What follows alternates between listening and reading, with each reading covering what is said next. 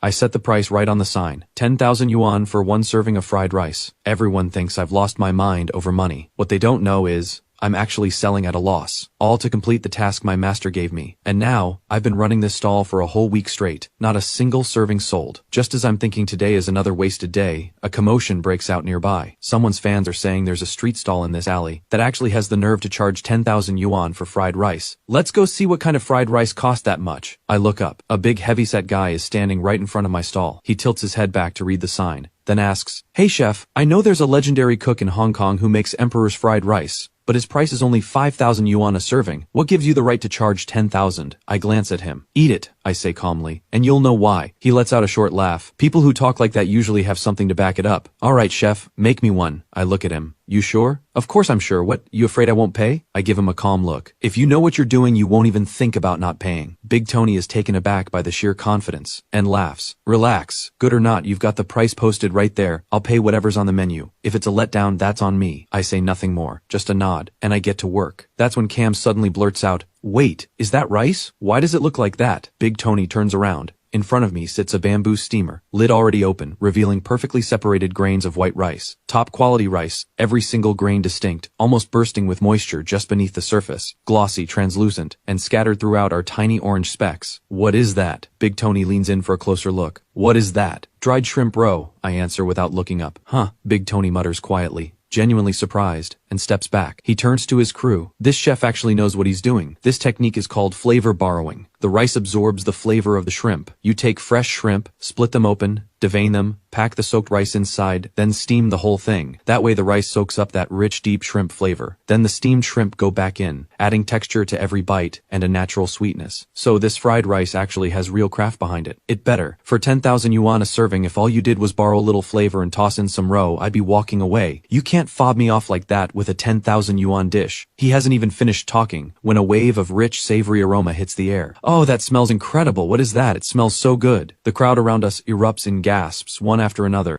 Some people are already swallowing hard. Big Tony's attention snaps to the source, a clay pot on the counter. In my hand is a damp, glistening lotus leaf. In front of me sits a pot that looks like a wine jar, wisps of white steam curling up from the opening. That overwhelming aroma is pouring straight out of it. The moment he sees the pot, the moment that scent hits him, Big Tony can't hold it in. Buddha jumps over the wall. Buddha jumps over the wall is the most famous dish in Fujian cuisine, also known as fortune and longevity stew. It demands only the finest ingredients: abalone, sea cucumber, shark fin, dried scallop, and the preparation is incredibly complex. Every premium ingredient must be dried first. Big Tony has filmed Buddha jumps over the wall before, at a century-old restaurant, but even their most expensive version, when the pot was opened, fell a little short compared to this. Where's the difference? Big Tony breathes in deep, and the answer comes instantly. That wine, it's incredible. Shaoxing Huadiao, right? The moment he names it, I glance over with a slight smile. Good things are only truly appreciated by those who know them. Yes, it's Huadiao. Can you tell how long it's been aged? The aroma from the opened pot has Big Tony completely floored. He waves his hand modestly. You give me too much credit. I'm lucky I could even identify it as Huadiao. I couldn't tell you the age, but the aroma on this wine is something else. Has to be top shelf. 18-year-aged Daughter's Red. No wonder. A genuine 18-year-aged Shaoxing Daughter's Red runs at least 1,000 yuan per half kilogram. Looking at the size of this pot, even if it were diluted, you'd still need at least a full kilogram of that wine to get an aroma this rich. That alone is 2,000 yuan in cost. But great cooking isn't just about piling on expensive ingredients. If the technique isn't there, the best ingredients in the world won't save you. Oh wow, that smell. So that's Buddha jumps over the wall? No wonder it costs so much. It looks absolutely amazing. The crowd buzzes with curiosity, every eye fixed on the pot in front of me. The lid can't stay open for long, or too much of that aroma will escape. I quickly grab a bamboo skimmer and plunge it into the pot. Out comes an abalone, thick, plump, as wide as a rice bowl. Big Tony's eyes nearly pop out of his head. That's insane. An abalone that size, market price has to be 10,000 yuan easy. I don't stop. I keep pulling things out, one after another. A sea cucumber as long as a soda bottle, camel tendon soft and springy. Premium ingredient after premium ingredient, pulled out like they cost nothing. With every stir, the aroma grows even more intense, wrapping the entire alley in its scent. The sound of people swallowing fills the air from every direction, and a wild thought creeps into everyone's mind at once. If you're using this many premium ingredients to make fried rice, maybe 10,000 yuan a serving actually isn't that crazy. Once every ingredient is out of the pot, I start preparing. I take out a cleaver, press the abalone down firmly with my right hand, and trim away the skirt all the way around, tossing it back into the pot, then slice off the top and bottom as well. Only the softest, most tender center remains. The trimmed parts go back into the pot,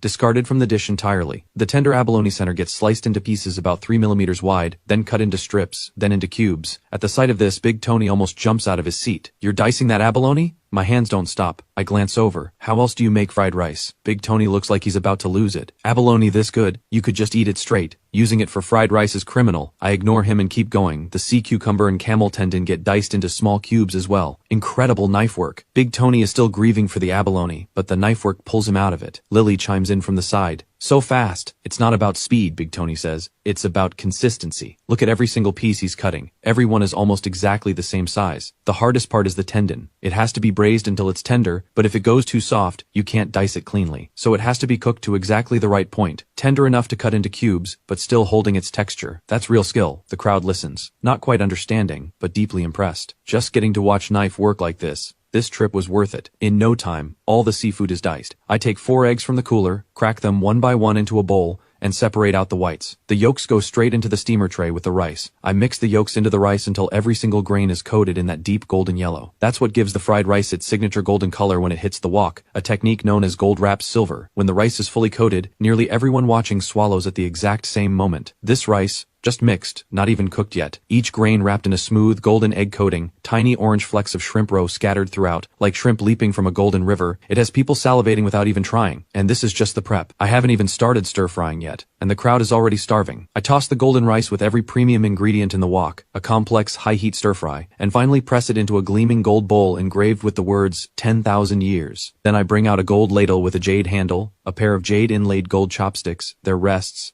and arrange everything on a tray. I lift the tray and walk to the small dining table, steady, unhurried. One by one, I set down the rests, the ladle, the chopsticks, and a bowl of fried rice that fills the air with its scent. "Imperial Supreme fried rice, please, enjoy." Without another word, I turn and walk straight back behind the stall. Big Tony stares at the bowl in front of him, delicate wisps of steam rising, an aroma so intense it hits you before you even lean in. He swallows instinctively. The crowd cranes their necks, all watching, all desperate to know, what does this bowl actually taste like? Big Tony looks over at Cam. "Alright, fans first. Let's get a close-up shot." Cam is already way ahead of him. He swings the camera right to the bowl. Lily holds up the reflector. As Cam shoots, he can't stop himself. "This is stunning. Every angle looks incredible, so appetizing." "Hurry up, you're making me hungry," Big Tony snaps, half laughing. But he has to admit, this fried rice is almost absurdly beautiful. It gleams like it's radiating actual gold, and woven through it, the orange shrimp roe, golden brown dried scallop threads, deep reddish brown abalone cubes, sea cucumber dark as black jade, translucent camel tendon, and bright green scallion. Just looking at this bowl is an experience in itself. Once Cam finishes the close-up, Lily immediately urges, "Go on, taste it." Big Tony has been dying to try it. He picks up the gold ladle, and the weight of it catches him off guard. Whoa, this is actually solid gold. He turns it over in his hand, then carefully scoops up a spoonful and brings it to his lips. He chews, once, twice, and suddenly sits bolt upright, turning straight to the camera.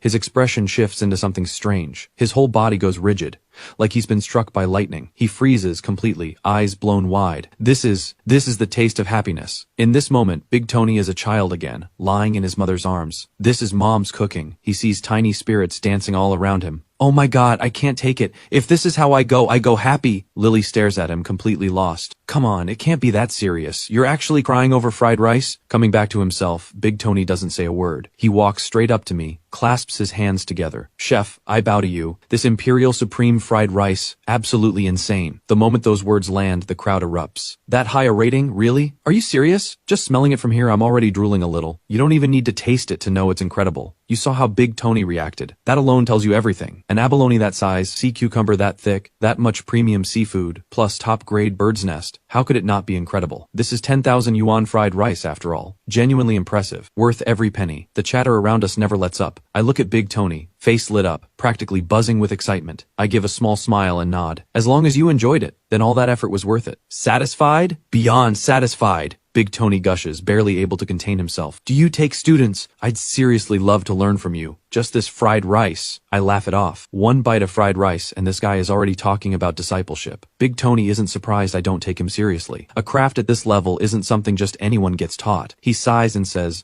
I know you probably wouldn't pass this down easily. Then he turns and catches Cam and Lily sneaking bites from the bowl, one spoonful each, faces full of bliss. Hey, you two, save some for me. Big Tony scrambles for his phone and fires off the payment instantly. Then he spins around and runs back to the table. I hear the payment notification chime on my phone, and something in me relaxes. One whole week at this stall. The task is finally complete, and now I can enter the dream again. Back at the little table, Big Tony, Lily, and Cam have cleaned the bowl completely. That was so good. Just not enough of it. Not enough? You ate the most. Fair point. But honestly, this Imperial Supreme fried rice is absolutely insane. The gold standard of fried rice. No wonder they call it Imperial. That evening, after I get home, I can't wait to enter the dream. This time, I inhabit the body of a broad-browed, sharp-eyed man. His signature dish, the one and only beef noodle. Unlike the Imperial Supreme fried rice with its mountain of premium ingredients, this dish uses only one main ingredient, beef. But in terms of pure difficulty, this noodle far surpasses the Imperial Supreme fried rice. Even with all the culinary skill I gained from that dish, it still takes 4 years inside the dream to fully master the one and only beef noodle. Just like last time, when I leave, I receive the Imperial reward belonging to the soul I inhabited, a blade gifted by the Emperor, made specifically for this dish. At the same time, the system issues a new quest, sell one serving of the one and only beef noodle for 20,000 yuan. Complete it, and a new dream will unlock. Meanwhile, Big Tony's video of the 10,000 yuan fried rice blows up overnight, drawing a wave of curious people to find the stall. The next morning I arrive, early, swap out the sign. Imperial Supreme fried rice is gone, replaced with the one and only beef noodle, 20,000 yuan per serving. Then I start the live stream. Today's menu, the one and only beef noodle set, 20,000 yuan per serving. No delivery. Because of Big Tony's viral video, viewers flood in the moment I go live. Let's see which poor soul is dropping 10,000 on fried rice today. So you ditch the fried rice and switch to beef noodles and you're charging 20,000? Who do you think you are? Am I reading this right? 20,000 for noodles? Check where I'm tuning in from. I watch the comments fly, then speak. No Imperial Supreme fried rice today.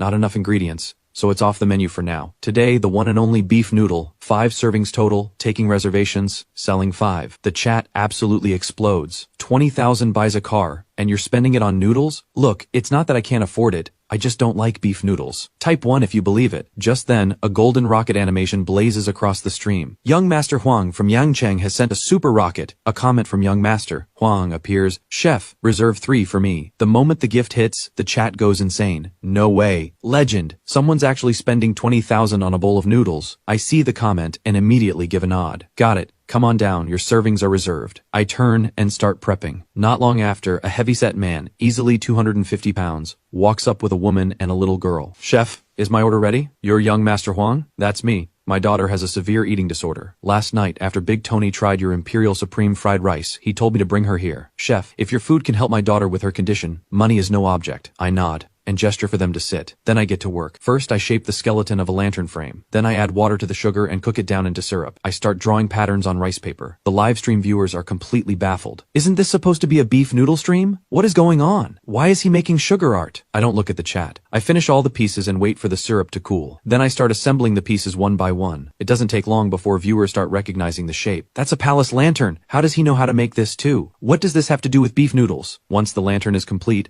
I straighten up and see the questions flooding in. The one and only beef noodle is a full set. Along with the noodles, there's a serving of lantern shadow beef and a mystery egg. This palace lantern is actually part of the lantern shadow beef. I reach into the cooler below and pull out a beef tenderloin. Then I open the knife case beside me and take out a blade, about a foot long, impossibly thin. I bring it to the far right edge of the tenderloin and slice. Under the light, you can see hanging from the blade a piece of meat so incredibly thin it's almost see-through. Light passes right through it. The live stream catches every second of this, and the chat erupts. Whoa, that's so thin. It's actually translucent. No way. Is this real? Is he using a filter? How can meat possibly be sliced that thin? Is this the real lantern shadow beef? Does it actually let light through? In no time, I've cut 8 identical slices. I bring out a flat pan fry every slice, then press one flat with one hand and take up a carving knife with the other. I drag the blade across the surface, and a character drops away cleanly. Right in the center of the square slice, a cutout appears. The character for Sky. Then I lift the square slice and press it into one of the open panels on the side of the palace lantern. A perfect fit. Viewers watching this can barely believe their eyes. Hold on.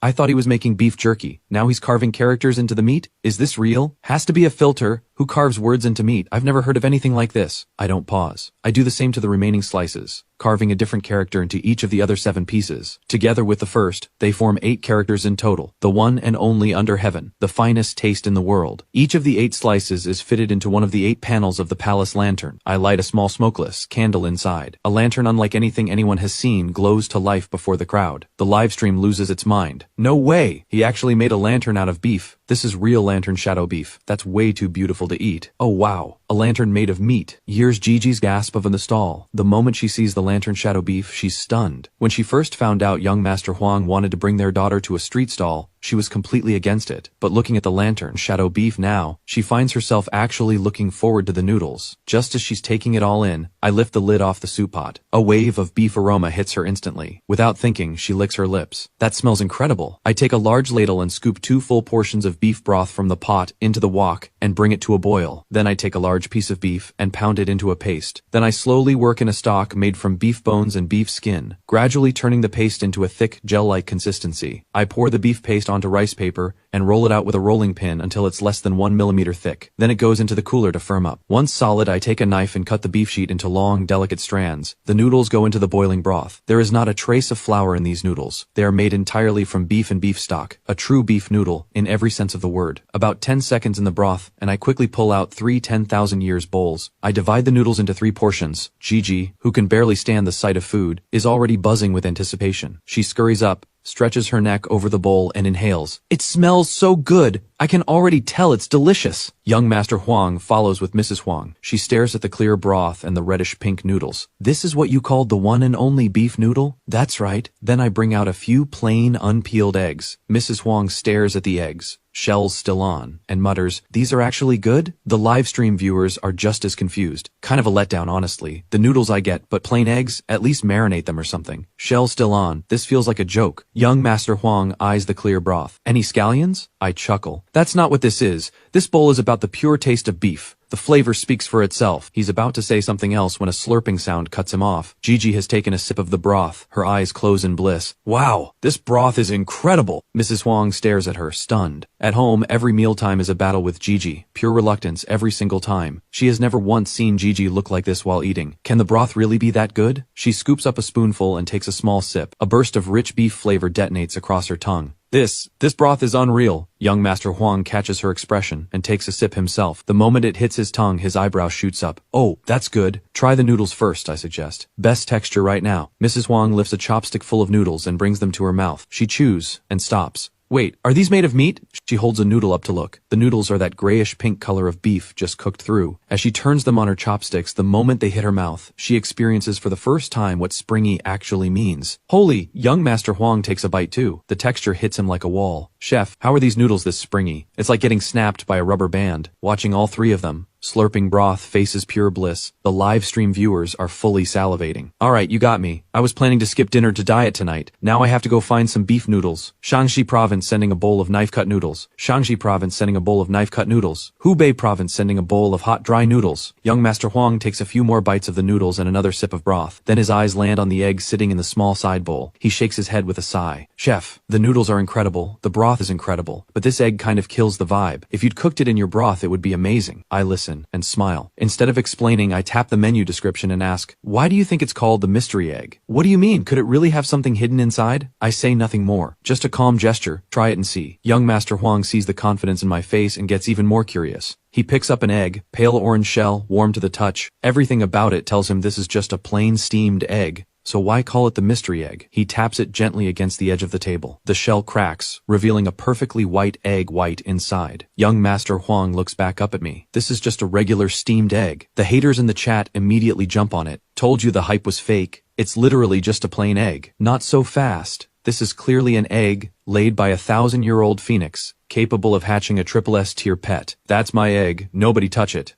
Young Master Huang sees the roasting in the chat. He hesitates and goes to put it down. Actually, I don't really like eggs. I chuckle. Food is meant to be eaten, not stared at. That settles it. Young Master Huang stops hesitating and pops the whole egg into his mouth. One bite, and a wave of rich crab roe aroma explodes. That deep, unmistakable fragrance of crab roe, swirled with savory liquid, detonates across his entire mouth. The top of Young Master Huang's head feels like it's been blown clean off. That is insane. He swallows the mouthful of rich, savory crab in a daze, staring at me like I'm something out of this world. Mrs. Huang notices his expression. What happened? Young Master Huang points at the egg. The yolk. It's made of crab roe. What? Crab roe? That's impossible. The livestream viewers catch every word, and the chat detonates. Come on. Even a magician couldn't pull that off. Crab roe and egg yolk. Can he even tell the difference? I just watched the egg. It was completely whole. If you're so sure, eat another one. Bite it in half so we can see. I refuse to believe there's crab roe inside a regular egg. It's not just the live stream. Mrs. Huang is just as skeptical. The shell was completely intact, not a single crack. If there really is crab roe inside, how did it get there? The thought makes her curious, enough to try. She places the egg in her mouth and bites down gently. A rush of thick, savory liquid floods her mouth instantly. That unmistakable crab roe aroma blooms across her senses. She thought she was ready, but nothing could have prepared her for how much liquid is inside. A thin stream of golden crab roe sauce trickles from the corner of her mouth. She catches it quickly with her hand, then licks the crab roe sauce from the corner of her lips. She holds up the half-eaten egg and chews through the egg white, savoring a crab roe flavor so intense it's almost overwhelming, and covers her mouth in shock. It really is crab roe. Oh my god, how is this even possible? The half egg still in her hand looks like a tiny bowl, cradling the remaining sauce. The golden liquid holds visible chunks of orange-red crab roe, like segments of a peeled mandarin orange, with translucent crab fat scattered among them like little pearls of lard. Stunning to look at. The live stream viewers are completely blown away. No way! Could it be a soft-boiled egg? A soft-boiled egg doesn't have actual chunks of crab roe and crab fat in it. Oh my god, how is this possible? The viewers aren't the only ones desperate to know. Young Master Huang is equally baffled. How did you get it inside? You don't actually know some kind of magic, do you? I laugh out loud. Have a little faith in good old human ingenuity. I pick up a fresh egg. In my right hand, a small blade about 2 inches long spins so fast it blurs into a streak of light. Then I bring the egg in my left hand toward it. A faint series of taps rings out. Ting ting ting. And the blade has traced a full circle around the narrow tip of the egg. One flick of the finger, and a perfectly round cap of shell lifts away clean. There are tools that can do this now too, but the gap they leave is bigger. I prefer the blade. The cut is much finer this way, much harder to detect once it's sealed. Young Master Huang stares with his jaw open. The live stream is just as stunned. Holy, that knife control is insane. This chef is clearly no amateur. A beginner wouldn't have that many fingers left. Since the raw egg scene in that old film, I've never seen anyone open an egg like that. So how did the crab roe get inside? Young Master Huang asks. I smile. Once you can open it, putting something in is easy. You pour out the egg white and yolk, then take the crab roe, crab fat, and the leftover beef broth from the noodles to make a crab roe sauce. Then use a mold to set it into a ball the size and shape of an egg yolk. Once the ball is ready, you place it back into the shell, pour the egg white back in, seal the cap, and steam it. That's it. As he listens, young Master Huang's mouth hangs slightly open. He never could have imagined that something as ordinary looking as a plain egg could require such an intricate process to make. Just then, a commotion stirs at the entrance of the alley. A voice carries through the crowd from outside. Where? What's so good here? The crowd surges toward the entrance, screaming erupts. Shayla, Mia, I love you. Hey everyone, what's good in this alley? Before any fan can answer, a child's voice cuts through from outside. So good. This is the best thing I've ever eaten. Where? What is it? Let's go. Let's check it out. Shayla grabs Mia by the hand and heads straight toward the stall. Oh, that smells amazing. Shayla's nose catches it before anything else, the beef broth still hanging in the air. That beef smell is incredible. Mia inhales too. She's about to say something when she spots the price board at the stall. She lets out a small gasp, hand flying to her mouth. She tugs Shayla's arm. What? Shayla turns confused. Mia points at the price board. Am I reading this right? 20,000 yuan per serving? The director, who has been following them, steps up to the stall and swings the camera straight at the price board, holding on it for a close-up. Is he part of your production? No, he's not with us. So why is he charging 20,000? That's insane. The moment Shayla says it, the fans around her pile on. I thought he was a plant from the show. He's definitely trying to ride the show's fame. Shayla, don't buy it. This is a scam. This guy has lost his mind over money. Hearing the fans go off, young Master Huang's expression darkens. Easy with the talk. Have any of you actually tried it? The chef can charge whatever he wants. Don't buy it if you don't want to. Just stop talking trash. What? We can't call out a scam now. Hit a nerve, did we? You must be in on it. We're exposing you. Oh, so the outrageous price is justified? 20,000 yuan for noodles. Why don't you just rob people? 20,000 for beef noodles. Did you put the whole cow in the pot? This is a straight-up con. Dream on. A paid shill? Me? Young Master Huang pulls out his keys and points them at the Mixi Laren P1, parked along the curb. One press, the engine roars to life. Every fan's head snaps toward it. What is that car? It's gorgeous. That looks like a McLaren P1, worth like $3 million. Young Master Huang catches every word and lets out a cold laugh. I make tens of millions a year. You think I need to shill for a street stall? The fans go quiet, embarrassed. Embarrassment turns to irritation, mouths open to fire back. But Shayla is quick. She sees things about to boil over and steps in fast with a big smile. Hey, how are you? And this must be your wife, gorgeous. And your daughter, so adorable. Nobody stays angry at a face like that. The flattery lands and young Master Huang can't stay fired up. We're filming a show here. We have a challenge to complete. We're tracking down the best food in Guangzhou, but everything we've found so far has been pretty normal price range. This is the first time we've seen 20,000 yuan noodles. Is that what you're having? How is it? Her tone is warm, and young Master Huang lets it go. I'll be straight with you. Not just in Guangzhou, this noodle has no equal anywhere in the world. I'll stand by that. The crowd laughs. Best in the world, this guy really said that. With so many noodle shops across the country, how many would agree? Just look, Guangdong alone has wonton noodles on the national top 10 list. Standing right here in Guangzhou saying a beef noodle is #1 in the world, do you think the people of Guangzhou are going to let that slide? In the live stream, viewers are arguing the same. Wuhan here, we're not standing for that. Hot dry noodles are #1, full stop. Shayla hasn't seen the debate online, but she knows the director is rolling, and if young Master Huang's words make the cut, they could easily spark a controversy, even a pile-on, so she quickly steps in. I think what you mean is, the best beef noodle you've personally had, right? No, whether I've tried the others or not, this bowl is #1, period. Okay, I really can't help you here. That's fine. I'll own every word. Don't believe me? Try it yourself. I'm buying. And if you don't think it's good, I'll personally dive in and catch you a grouper. No,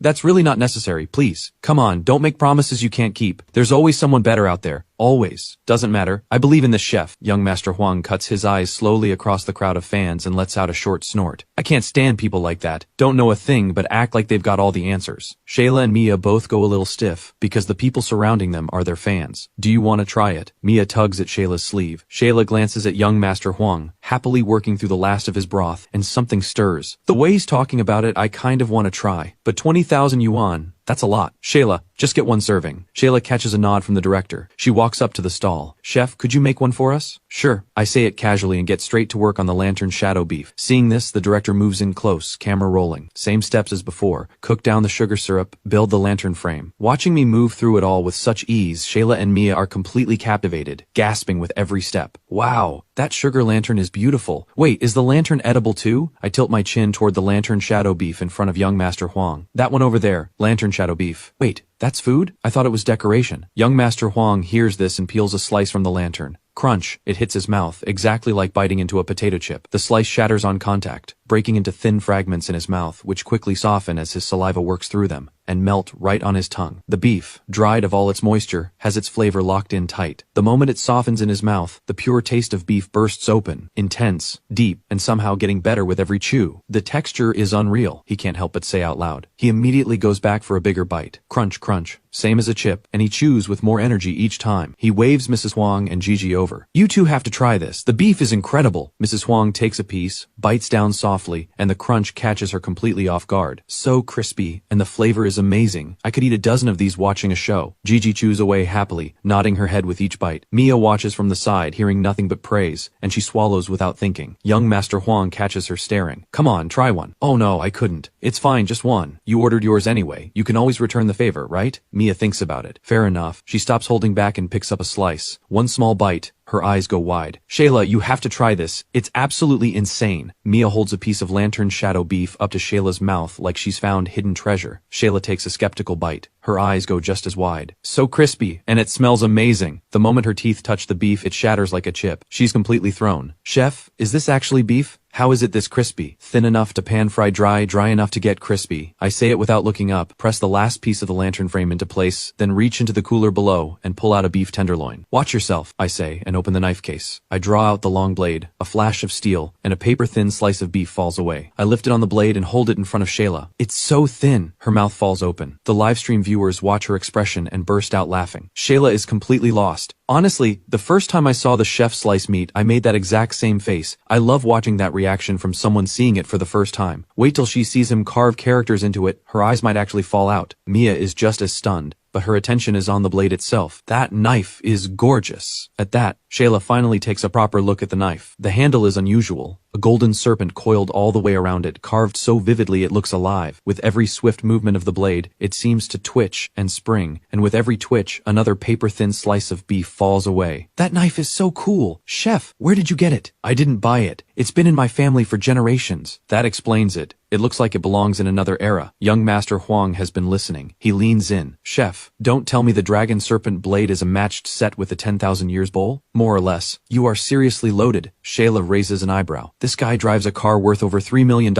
and he's saying the street stall owner is rich? Young Master Huang reads the confusion on her face and laughs, lifting his bowl. Don't underestimate this chef. This bowl he's using for his stall, one bowl is worth more than my car. No way. You weren't here last night. A curator from the Palace Museum actually came and tried to convince the chef to donate the set to the nation. The expert said it himself. These were Emperor Qianlong's personal bowls. One bowl alone is worth tens of millions. The full set, priceless. That's why he can charge 20,000 for a bowl of noodles. And if I had to guess, chef, your family were imperial cooks, weren't they? No way. Seriously? A descendant of imperial cooks running a street stall, using bowls worth tens of millions. That's one story. My last name is Liu. My ancestors literally included an emperor. While the whispers ripple through the crowd, I wave Shayla and Mia over. Alright, it's ready. They both freeze for a second, then step forward slowly, eyes landing on the gold bowl. Shayla pulls back slightly. I can't. This is a national treasure. If I drop it, there's no pain.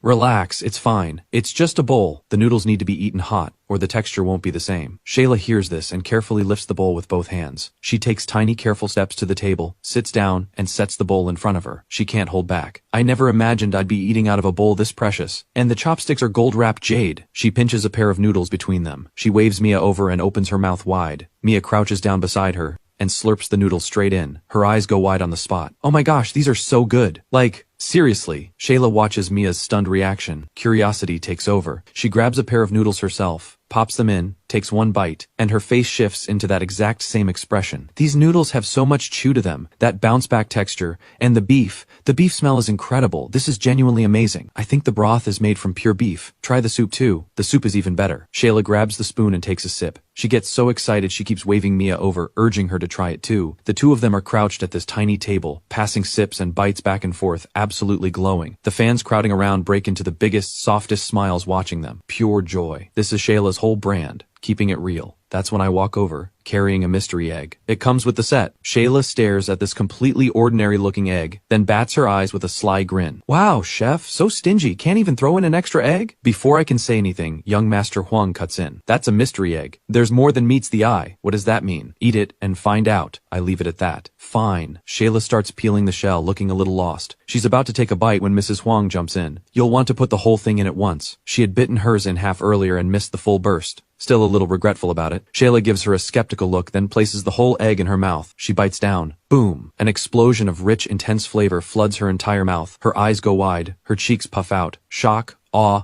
total confusion, all at once. Her face is doing things faces shouldn't do. You okay? Too hot? Shayla shakes her head. She grabs Mrs. Huang's wrist, still chewing, still shaking her head. Her other hand pounds her own knee. Finally she swallows, the crab roe and egg white all at once, and bursts out, oh my god! What even is that? How is something this good even possible? What's wrong with you? It's just an egg! No, it's a mystery egg. Shayla is completely losing it. Mrs. Huang still looks confused. So Shayla just grabs another mystery egg and peels it herself, then feeds it straight into Mrs. Huang's mouth. The moment she bites down, a rush of golden crab roe bursts out. Her eyes go perfectly round, same expression as Shayla, down to the last detail. Right? There's crab roe inside. How is that even possible? The two of them put their heads together and decide the one and only beef noodle is the dish they're bringing back for the competition. But when Shayla asks me to pack a portion to go, I shake my head. Sorry, my noodles don't travel. Why not? Shayla doesn't get it. Because the timing matters too much. You have to eat it straight from the pot to get that perfect chew. If you pack it and go, the noodles lose their backbone. They're just not the same. Young Master Huang nods. He's right. My bowl, I got halfway through, got distracted, came back to it, and already not as springy as the first bite. Shayla winces. The clock is ticking. Then something clicks. Chef, how would you like to be on TV? Come back with us. Make the noodles live, right on camera. Fresh, right in front of the judges. No packed noodles, no lost texture. And you get national exposure. More people discover your food. What do you say? I pause for just a second. Deal, but pay first. The moment Shayla hears yes, she jumps up with a squeal. Yes! Sure enough, with me on their team, they take first place. And through the one and only beef noodle, I meet the star Danny. On Danny's recommendation, a food entertainment show comes calling. They want me to run the kitchen alongside a group of celebrities. I figure the platform could open doors, help me complete future quests. So I say yes. That night as I fall asleep, I slip back into the dream. This time, I step into the body of a man named Wang Gui, his nickname, the Tofu King, his signature, the Tofu Banquet. After 20 years of training inside the dream, I've mastered dozens of tofu varieties, every texture, every consistency, and hundreds of tofu dishes to go with them. Now, with nothing but tofu, I can put together a full banquet, every dish different, every dish delicious. It fills the one gap I had, cooking with humble, affordable ingredients. The next day, the production team sends over the guest lineup. I scroll through it and spot a few familiar faces. Danny, Mia, and Faye. I can't help but smile. My co-stars include an absolute goddess. I'll take it. But filming is still a few days out, so I'm not about to sit still. Now that I have the tofu banquet down, I need to put it to the test. I walk over to the chalkboard and wipe it clean, clearing the old menu. Then I write up today's special in bold strokes: meat tofu, 666 yuan a bowl. When I wheel my cart onto the main street, half the crowd already recognizes me. They swarm in. Let me see what the chef is making today. Oh wow. Is he actually being reasonable for once? Only 3 digits? Big respect to the rich guys yesterday. Let's see what real money gets you. What do you mean only 3 digits? A bowl of tofu pudding around here is 5 yuan. Even with pork topping it's only 10. What gives him the right to charge 600? Move aside, I sell breakfast for a living. Tofu pudding has the best margins of any breakfast item. You boil a vat of soy milk, add a bit of coagulant, and you've got a massive pot for almost nothing. And this guy is charging 600? That's robbery. 600 is my whole month's food budget. Did anyone actually read the word at the front? Meat tofu. So what? It's got meat in it. Big deal. How much could meat possibly cost? Only an idiot would pay 600 for tofu pudding. I don't pay them any attention. These viewers are watching through a screen. Of course they don't know what makes my meat tofu different. That smell, what is that? It's like chicken broth, but way richer. That's the meat tofu. One whiff of that aroma, and someone is already fighting to keep the drool in. Wait, that's tofu pudding? I've been eating tofu pudding my whole life. What tofu pudding smells like that? I told you, it's meat tofu. Of course it's different. Nearby, someone squeezes through to the front, craning their neck to look down into the vat. Inside, a full pot of creamy, white, silky smooth tofu, almost like set yogurt. It looks like regular tofu pudding. Then why does it smell like that? I kind of want some. But 600? Yeah, 600 is steep. But compared to that 20,000 yuan beef noodle, honestly, I can live with it. A girl tugs her boyfriend's sleeve. Babe, let's split one. 300 each. About the same as a hot pot dinner. Give me one. Payment received, 666 yuan.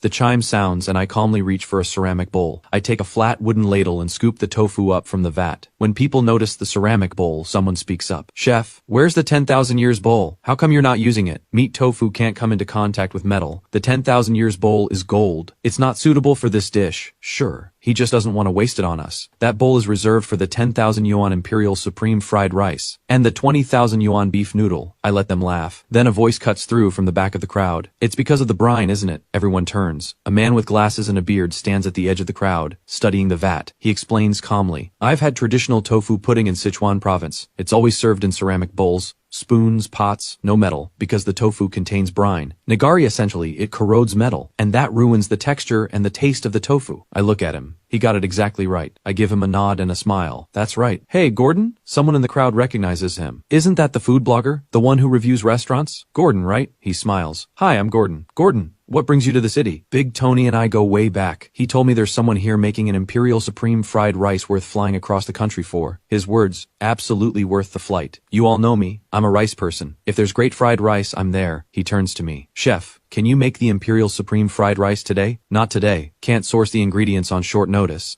That's a shame. What if I bring my own? Could you cook it for me? I can, but the service fee won't be cheap. That's fine. Charge whatever you need. I just want to find out if this rice lives up to Big Tony's hype. Try it and decide for yourself. Wow, that smell. What is that? It's almost even richer than the meat tofu. The base stock, old hen most likely, plus Jinhua ham, abalone for depth, morel mushrooms. Am I right, chef? You're missing a few things. Sea cucumber and fish maw. Everything else is right. As I speak, I ladle out a scoop of broth and pour it gently along the rim of the bowl. The broth runs clear, almost like plain water, but the aroma coming off it is intense. The kind that pulls you in before you even taste it. When the crowd hears the full list of ingredients, nobody calls it overpriced anymore. That many premium ingredients in one stock, 600 yuan is practically a bargain. Fine, babe. Try it. The girl scoops up the first spoonful, blows on it gently, and holds it up to the boy's lips. He takes a soft sip. The silky tofu slides right in. His eyes go wide. There's almost no resistance at all. It's like swallowing a mouthful of cloud. Impossibly smooth. Well? The girl asks. He gulps. He nods fast, over and over. It's incredible. It's meaty. This is made from meat. The crowd hears him and freezes. You can make tofu out of meat? The girl doesn't believe it. She scoops a spoonful for herself herself and pops it in. Her hand flies to her mouth. The tofu hits her tongue and melts like cotton candy. The rich savoriness of the broth detonates across her whole mouth. She clamps her lips shut and breathes through her nose, but even the air she breathes out is thick with the scent of the stock. She swallows and shakes her head in disbelief. It smells incredible. It really is made of meat. When the crowd hears her confirm it's chicken used to make the tofu, the whole crowd loses it. You can make tofu from meat. Meat in noodles, I get. But meat is tofu?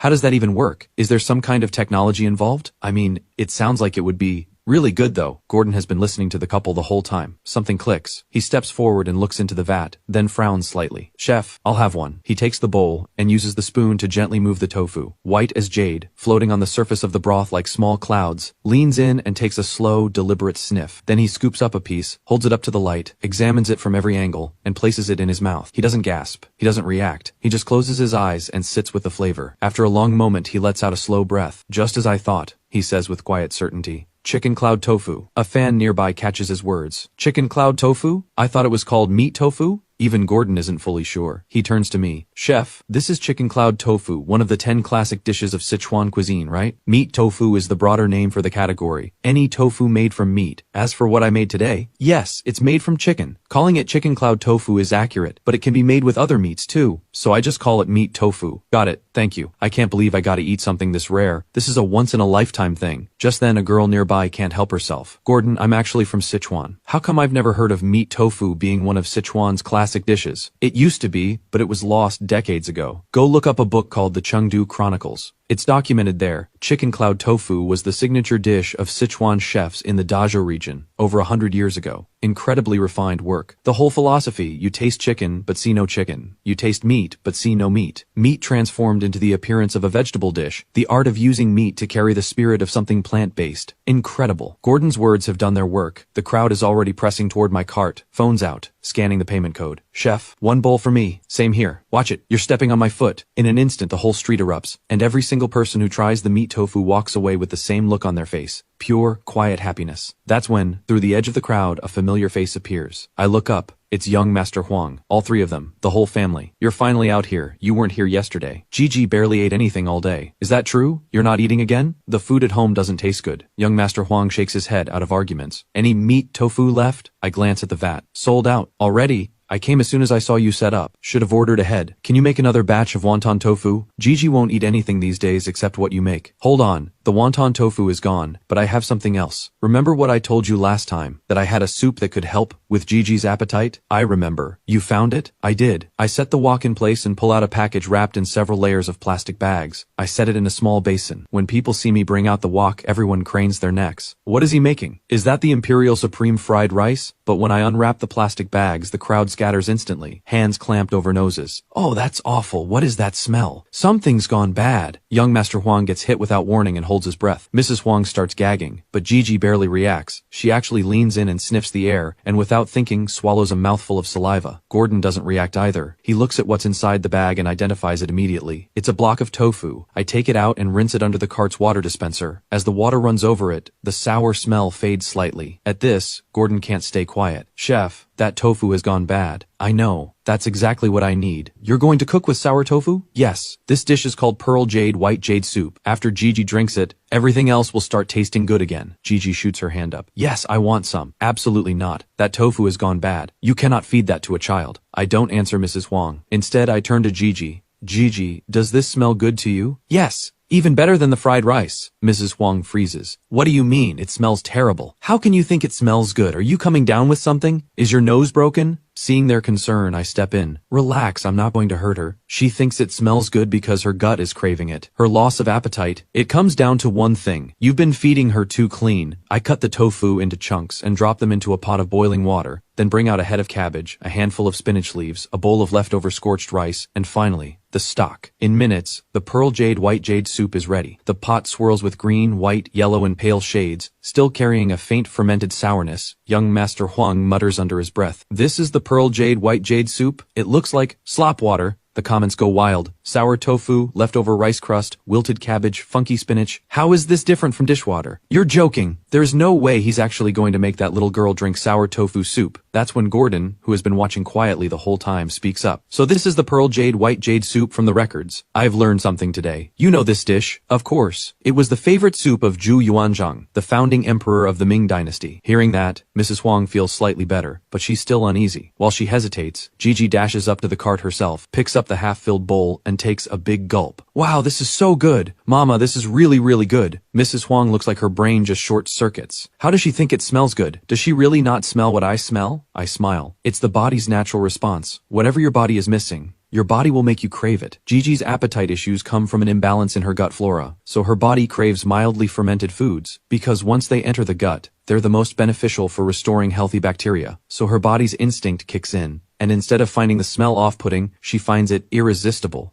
Watching Gigi drink with such obvious delight, Mrs. Huang nods slowly, still processing it. I took her everywhere trying to fix this, and in the end, it was a bowl of tofu soup. I walk over and ruffle Gigi's hair. Well, good? So good. Gigi has cleaned the bowl completely. Not a single shred of cabbage left. Mrs. Huang shakes her head in disbelief. She never touches vegetables. What she just ate is more than her entire week's worth. Vegetables are important. Fiber keeps the gut healthy. Alright, Gigi. Stop licking the bowl. I'll make more next time. She really doesn't usually eat her greens. Will one bowl be enough to fix it? This isn't a magic cure. One bowl won't solve it overnight. Just let Gigi keep drinking it until she stops finding it appealing on her own. That's when you'll know she's better. I give young Master Huang the full recipe, then pack up the cart and head home. The next day, I get the message from the production team. Filming starts. The restaurant has a massive budget this season. They've actually rented out the Imperial Kitchen beside the Hall of Mental Cultivation in the Forbidden City. That's the filming location. So I head straight for the Forbidden City the moment I arrive in Beijing. My role on the show is head chef, which means I need a kitchen set up to match how I work, so I can perform at my best. When I get to the site, I start directing the production crew on how to arrange the space and put together the ingredient sourcing list. I'm mid-conversation with the production manager when a stir breaks out from the main hall. I turn. Standing at the entrance is a woman who stops the room cold. Oh my, an absolute goddess. Even I feel it. The production manager quickly pulls me over.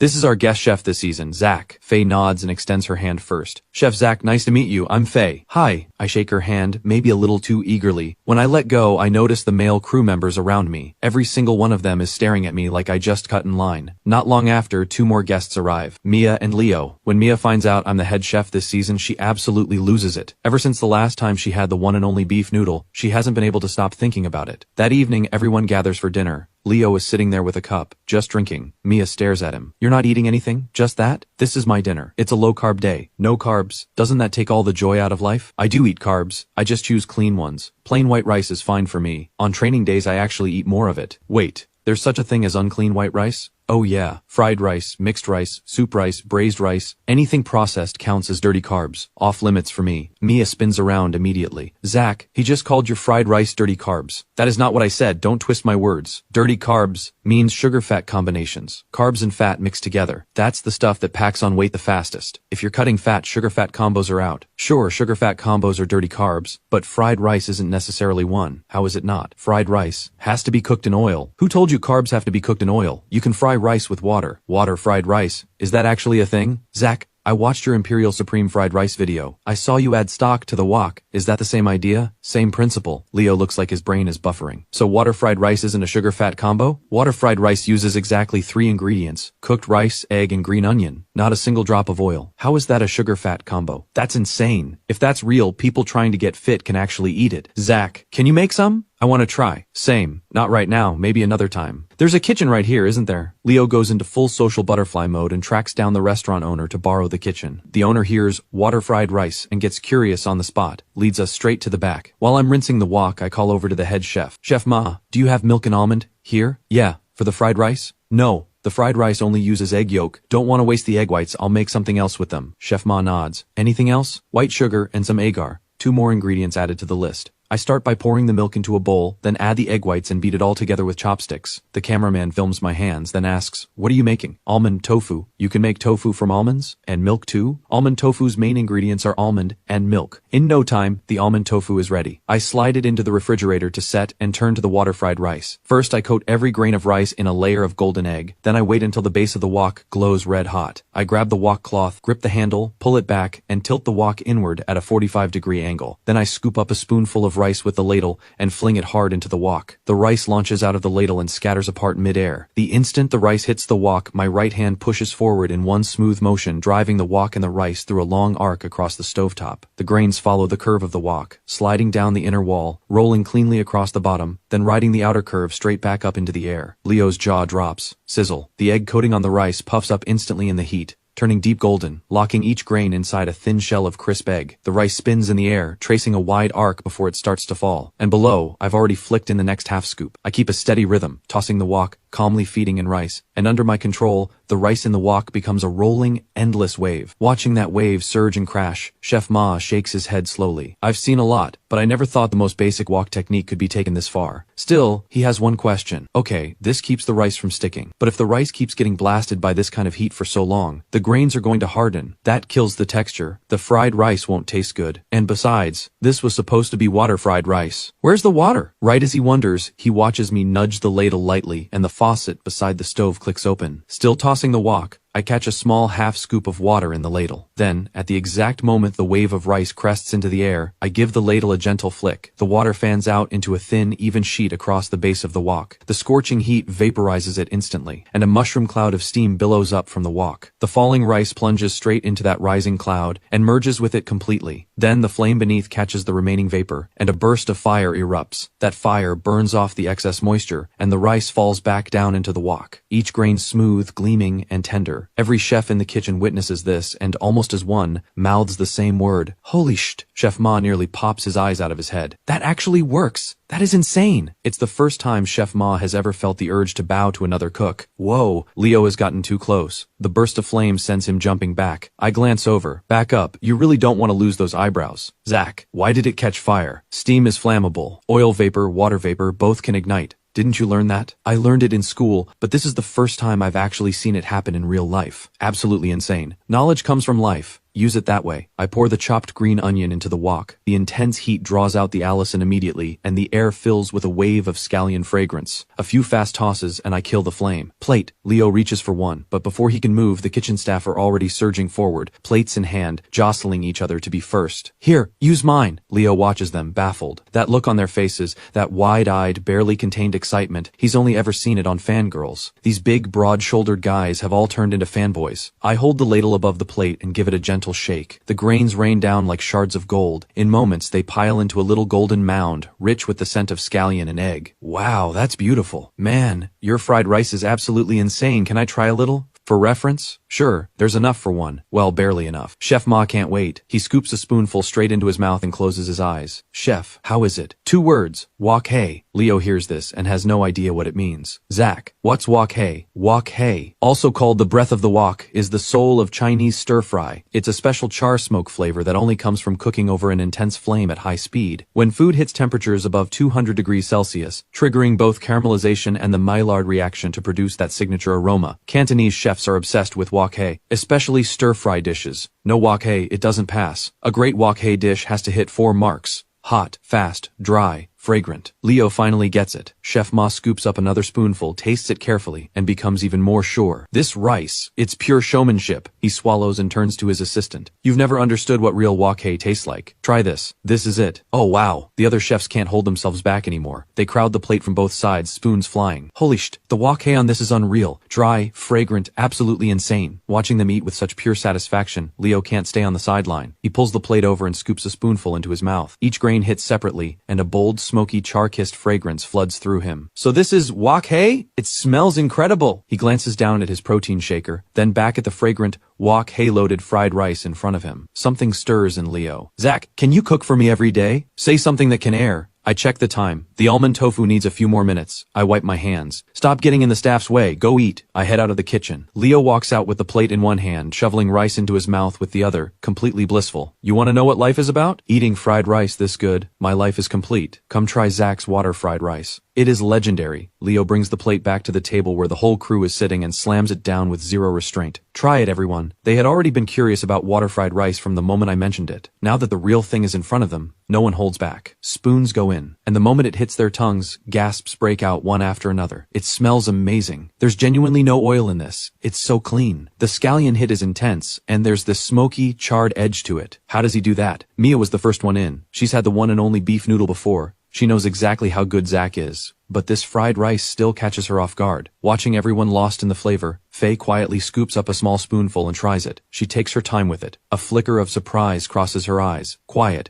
but real. This water-fried rice really is something else. It's really good. She swallows and reaches in for another scoop without thinking. Mia is already on her third. Watching Mia go spoon after spoon, Leo stops talking and starts protecting his plate. Okay, you've had enough. Zach made this for me. Don't finish it on me, please. So stingy. Leo ignores her completely and tears into the rice like a man on a mission. Mia turns to me. Zach, how does this compare to the Imperial Supreme fried rice? On a scale to that, where does this land? I think for a second. 20%. 20%! Mia looks stunned. This rice already blows every other fried rice she's ever had out of the water. And it's only 20%? I shrug. Water fried rice is really just about fundamentals and heat control. It tests the basics and nothing else. Nothing too complicated. The cameraman shakes his head slowly. Good thing you didn't say that in the kitchen. Those chefs would have put their woks down and gone home. Just then, the restaurant signature dish arrives. Spicy stir-fried clams. Faye takes one bite and her face goes red. But her chopsticks don't stop. Spice is addictive like that. When you're right at the edge of what you can handle, the only thing that slows the burn is another bite. Watching Faye go clam after clam, someone calls out, Faye, you need to stop, it's too spicy. Your stomach can't take it. It's fine, honestly not that spicy. Faye sniffles, chopsticks still moving. I watch her and have to say something. This one builds. Before I even finish the sentence, Faye sucks in a long breath of air and presses her fingers to her temples. See? Told you. She catches me smiling. Faye lifts her chin. I'm fine. She doesn't finish the sentence. Her face gives her away completely. I've already flagged down the server and asked her to bring out the almond tofu from the kitchen. The chili in that dish is a wild variant of bird's eye pepper, one of the hottest in the country. Faye is starting to crack. The corners of her eyes are glistening. That's when the server comes out carrying a tray of small delicate bowls. Seeing that Faye's eyes are actually watering, I point to the bowls. Almond tofu. One bowl and the burn is gone. Faye doesn't think twice. She pulls a bowl toward her and scoops a piece into her mouth. The scorching, stinging heat really does ease off. Faye lets out a breath, then immediately scoops another piece. This time, with the heat fading, she actually tastes it. Silky smooth, rich with milk and almond fragrance. This is really good. The water-fried rice was delicious, but this almond tofu hits differently. It suits her perfectly. Mia's eyes light up. She grabs a bowl. Zach, this is almond tofu, but it tastes like milk to me. Leo jumps in before I can answer. Almond tofu's main ingredients are almond and milk. I let it go and turn to Faye. Still spicy? This time Faye nods honestly. It's actually gone. The almond tofu is incredible. It really works. Why? It's a classic dessert. It's been part of the imperial banquet for centuries. Almonds have anti-inflammatory properties, cough relief, pain relief, and yes, some cooling effect on spice. But the real hero is the milk. Milk contains casein, which is an excellent emulsifier. It wraps around the capsaicin molecules and stops them from binding to the lining of your stomach and gut, which is what causes the burning sensation. That's how it kills the burn. Faye nods slowly, taking it in. Then something occurs to her. The almond tofu takes time to make, but it arrived the moment she needed it, which means Zach already knew she was going to get hit. She thinks back to when she ordered the extra spicy level. Zach's expression was a little off. He must have figured it out right then. This guy, why didn't he just warn her? But then she remembers,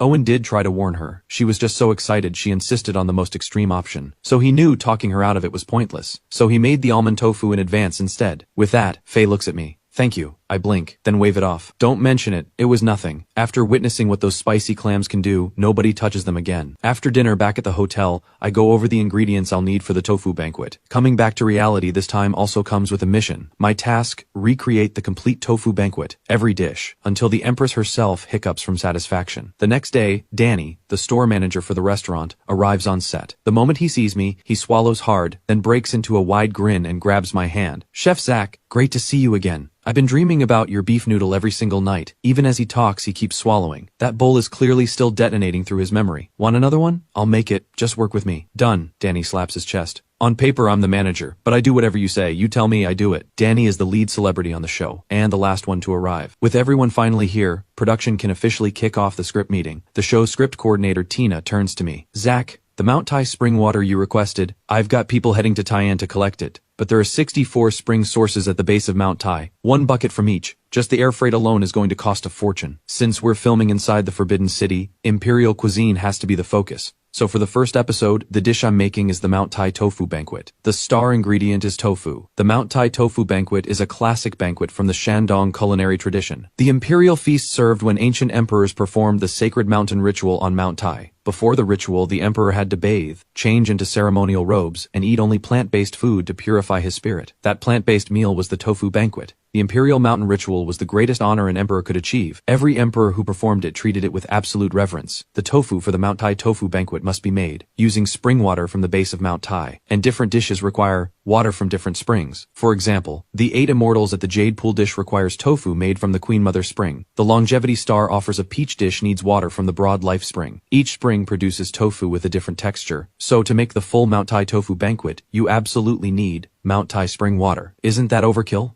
It's all just water. What's the difference? The difference is huge. Every place on Earth has a different geological makeup, and that shapes the water. Water from flat plains carries more clay and silt, so it has a heavier earthy taste. Mountain water is high in minerals, which makes it hard. Even within one mountain, water from the peak settles cleaner and tastes crisper. Better for brewing tea. Water from the base carries more mineral sediment, so it has a fuller body. Better for raising fish and making tofu. Mount Tai spring water is different from all of them. Its springs are mostly at the base of the mountain, yet the hardness is unusually low, and the oxygen content is high. Tofu made from Mount Tai water has a fine, tender curd, soft but holding its shape, white as snow, subtly sweet, springy, and it holds up through long cooking without breaking down. It's the only water fit for the Mount Tai Tofu Banquet. Alright, I didn't realize it went this deep. Imperial cuisine really is on another level. This season's theme is the pursuit of perfection. If we're doing this, we do it all the way. Zach, I'll make sure the spring water gets here. Anything else you need, just say it. Whatever it takes to make the best dish possible. You name it, I'll get it. With that, I don't hold back. I run through the full list. Tina doesn't waste a word. She's already on the phone, sending people straight to the source to track down every ingredient. The meeting runs into the evening. I'm the anchor of this show. If my food delivers, the whole season works. After one more day of preparation, the new season of the restaurant is ready to begin.